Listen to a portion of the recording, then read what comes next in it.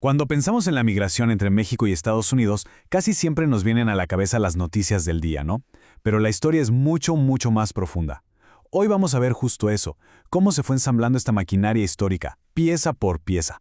Y bueno, todo arranca aquí, en esta frontera. Estamos hablando de más de 3.000 kilómetros. Y ojo, no es nada más una raya en el mapa, ¿eh? Es donde chocan dos mundos, dos realidades económicas que son, pues, el día y la noche. Y justo esa diferencia es la que le pone gasolina a todo este movimiento.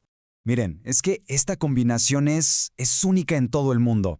Estar tan pegados geográficamente, pero al mismo tiempo tan separados en lo económico, para entenderlo hay que escarbar, porque las raíces de todo esto son igual de viejas que la frontera misma.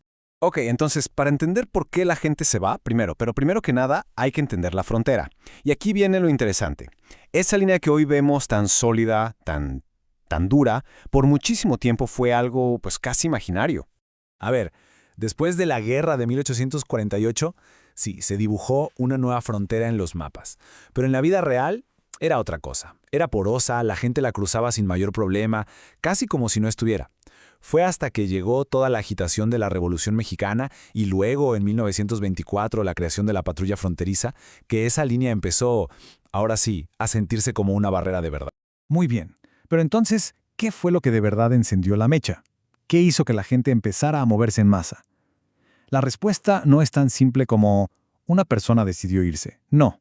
La clave está en dos motores económicos gigantescos que arrancaron casi al mismo tiempo, uno de cada lado de la frontera. Resulta que a finales del siglo XIX, ¡pum!, se arma la tormenta perfecta. Por un lado, en México la situación en el campo era muy dura. La pobreza, la falta de tierras, todo eso empujaba a la gente a buscar otra cosa. Y al mismo tiempo, del otro lado, Estados Unidos estaba en plena explosión industrial. Necesitaban gente para los campos, para las vías del tren, para todo. Era un imán gigante que gritaba, ¡vengan, aquí hay trabajo! Irresistible, claro. Y así, con esa dinámica, nace la primera gran ola de migración. Pero ojo, esto no estaba regulado por nadie. Todo funcionaba con sistemas muy informales, lo que hacía que los trabajadores fueran súper vulnerables. Si la economía de Estados Unidos estornudaba, a ellos les daba pulmonía. Y justo aquí entra en escena un sistema que se conoció como el enganche. Imagínense, llegaban estos reclutadores, los enganchadores, y le pintaban un paraíso a los campesinos. Les prometían sueldazos, pero la realidad era que muchas veces los dejaban endeudados con el costo del viaje y acababan trabajando en condiciones terribles. Y por si fuera poco, llega la Primera Guerra Mundial y pisa el acelerador a fondo. Estados Unidos mandó a sus jóvenes a pelear a Europa y, de repente, se quedó sin gente para trabajar en casa. Necesitaban mano de obra y la necesitaban ya. Y del lado mexicano, la revolución estaba en su punto más violento, forzando a miles a huir. Fue tal la necesidad que el mismo gobierno estadounidense facilitó la entrada de trabajadores. Pero como suele pasar, la fiesta no duró para siempre.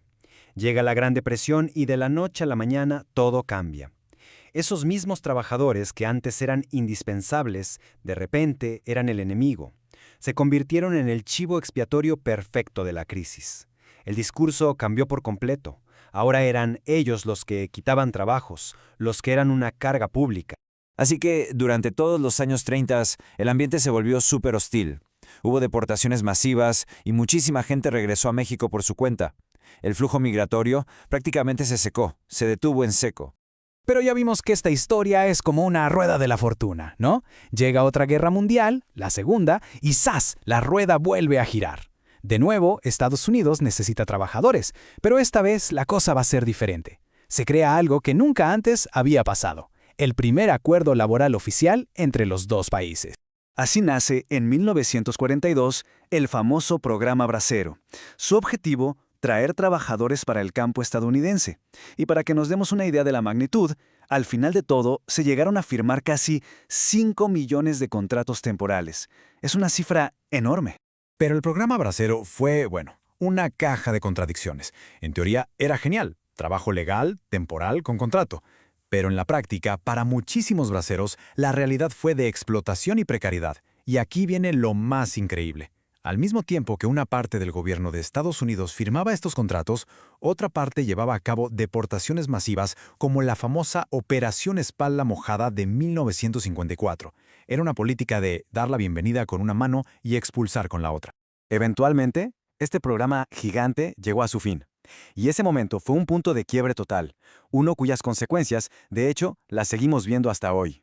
Llegan los años 60 y con ellos sopló un viento de cambio fuertísimo, el movimiento por los derechos civiles en Estados Unidos. La gente empezó a ver el programa Bracero con otros ojos. Se empezó a denunciar como un sistema de explotación casi racista. La presión social y política creció tanto que en 1964 se le puso punto final.